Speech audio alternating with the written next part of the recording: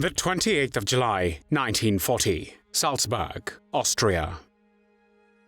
Shortly after the fall of France, and while the defeat of the United Kingdom and victory for Nazi Germany seemed likely, the German dictator Adolf Hitler organizes a conference with Slovak politicians seeking to use the favorable conditions to demand the expulsion of the moderate faction from the Slovak government and its replacement by members of the pro-German radical branch. The Führer hints that the failure to comply will leave the Slovak state at the mercy of Hungary by revoking the protection guarantees that Slovakia had obtained 1 year earlier. The Slovaks concede to the German ultimatum. 2 years later, in March 1942, the systematic deportations of Slovak Jews to death camps begin. Between March and October 1942, the Slovak authorities concentrate some 58,000 Slovak Jews in labor and concentration camps, from which they are deported to the extermination camps in German-occupied Poland. Among them is Magda Hellinger.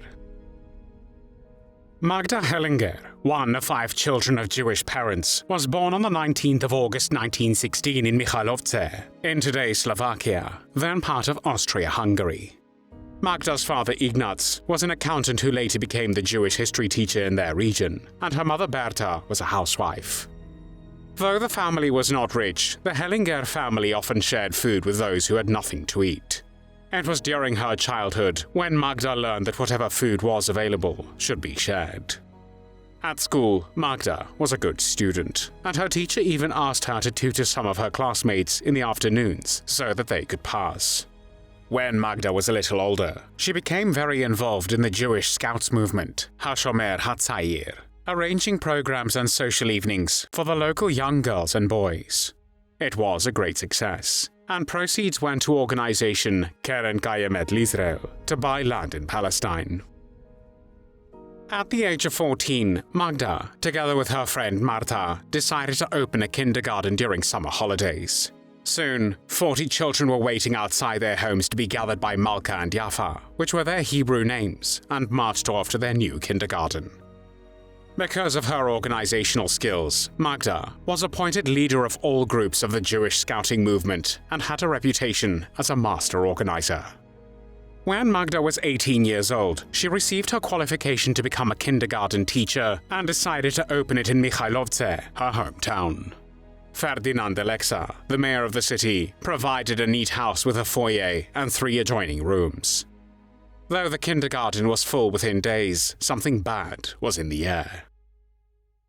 On the 1st of September 1939, the Second World War began when Nazi Germany invaded Poland.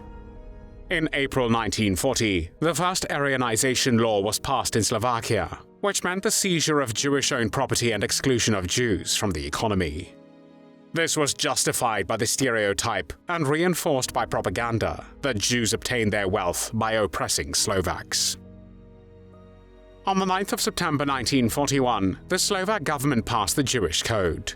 The government propaganda boasted that it was the strictest set of anti-Jewish laws in Europe, based on the Nazi Nuremberg laws. It comprised 270 articles and was longer than the Slovak constitution. This law comprehensively denied rights to Slovak Jews and definitively excluded Jews from public life, restricting the hours that they were allowed to travel and shop, and barring them from clubs, organizations, and public events. It also required that Jews wear the yellow star, annulled all debts owed to Jews, and confiscated Jewish property. When some government members disagreed with the introduction of National Socialism in Slovakia, Wojciech Tucha, Slovak Prime Minister, said, "I am not a Democrat." However, for the Slovak Jews, the worst was yet to come. According to a census of the 15th of December 1940, there were 89,000 Jews in Slovakia. In March 1942, the Slovak state signed an agreement with Germany that permitted the deportation of Slovak Jews. Slovakia was the first state outside of direct German control to agree to the deportation of its Jewish citizens. Between March and October 1942, some 58,000 Slovak Jews were concentrated mainly in labor and concentration camps, Sereď, Novaki, and Vichne. The Slovak authorities then transported the Jews to the border of the German Reich, and then turned them over to German SS and police. The Hlinka Guard, Slovakia's state police, most willingly participated in these deportations. The victims were given only 4 hours warning to prevent them from escaping.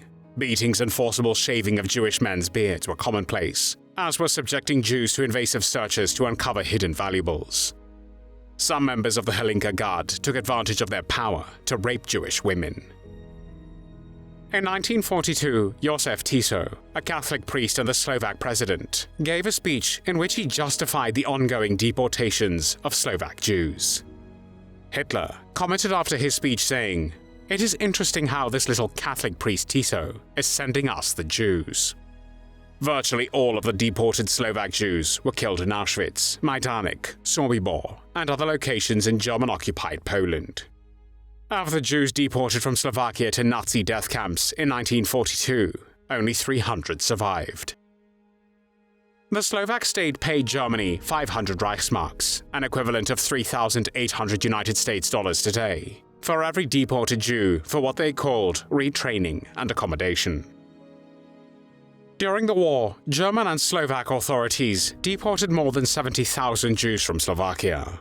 More than 60,000 were murdered by the Germans. By the end of the Holocaust, more than 2/3 of the 89,000 Jews living in Slovakia had been murdered. Magda did not escape deportation. In March 1942, news started to spread that all Jewish girls would be sent away. Soon, a local shoemaker, Magda's neighbor Mr. Kahort, came into Magda's kindergarten and whispered to her, "Pick any child and I will declare that it is our child, and I will protect you."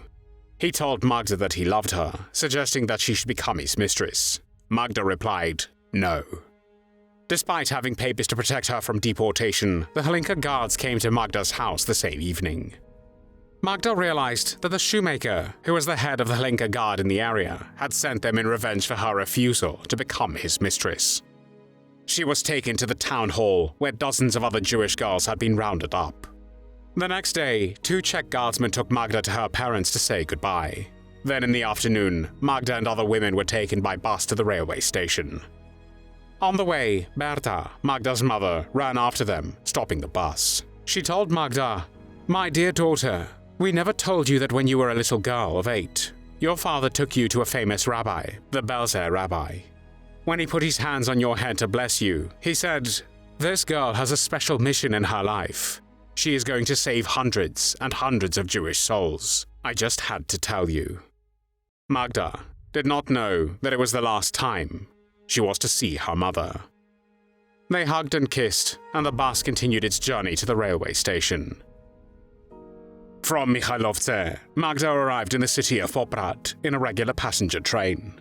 Because she did not want the country girls who were dressed in peasant dresses to be discriminated against at the Bata factory for the way they looked, she took her luggage into the station waiting room. She called in those peasant girls and gave them all her beautiful dresses until her case was empty. On the 27th of March, 1942, Magda Hellinger, then 25 years old, together with nearly 1,000 other teenage girls and unmarried young women, was deported on the second official transport of Jews to Auschwitz. Told by Slovak authorities that they would be going away to work at Bata shoe factory for just a few months, they were actually sold to the Germans by the Slovaks for 500 Reichsmarks each as slave labor. When the cattle wagon train arrived, Magda realized that they were not going to the Bata factory. But she could not have imagined the nightmare that was about to begin. In the cattle wagons which were used to deport Jews to Auschwitz, there was no toilet, only a bucket, which was overflowing within a few hours. The stench of urine and excrement added to the humiliation and suffering of the deportees. Armed police guards accompanied the transport, and they had orders to shoot anyone who tried to escape.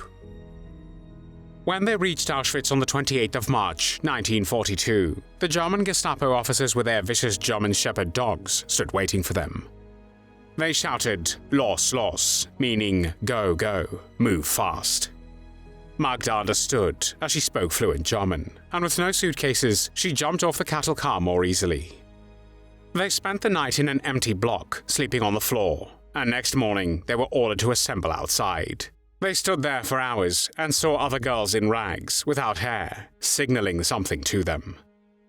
The new arrivals thought that those bald-headed girls were crazy. Only later, they learned that these girls were also from Slovakia and had arrived 2 days earlier. In Magda's group, exhausted, weak, and terrified girls began fainting. They were then taken to the sauna, which was a large room for processing the prisoners and ordered to undress and stand naked.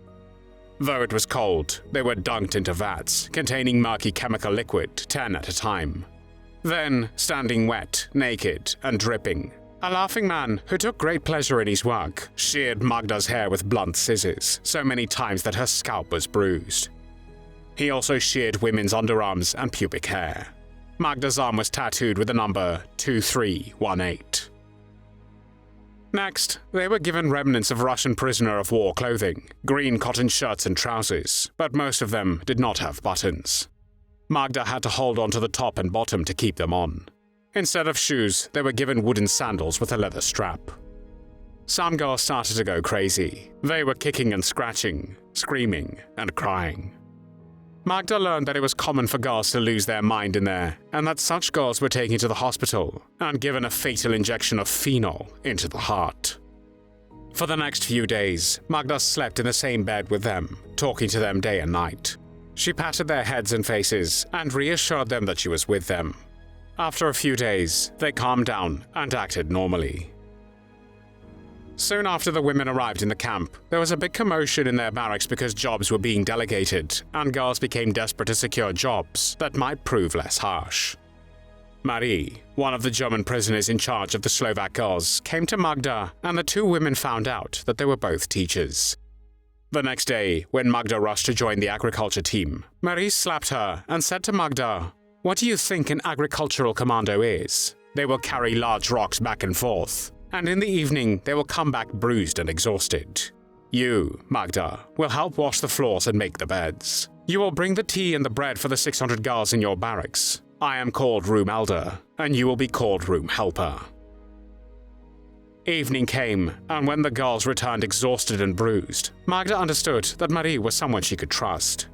Soon after, Marie was promised she would go home. However, she was killed with a fatal injection of phenol into her heart. Shortly after she arrived in the camp, Magda started to make contact with girls working in the hospital barracks, trying to help the girls who were coming back from work, as some had bruises and pains and were suffering from diarrhea. Often before sunrise, the women were woken up for the roll call, during which they were counted. They would stand outside in the bitterly cold weather for a long time, and because every day another 1,000 Slovakian girls arrived, it was harder to keep track of numbers, and counting took longer and longer, adding to the suffering.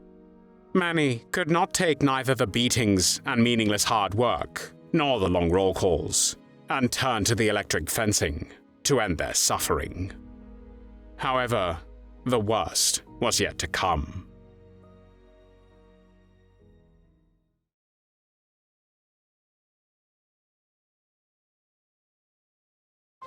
Thanks for watching the World History channel.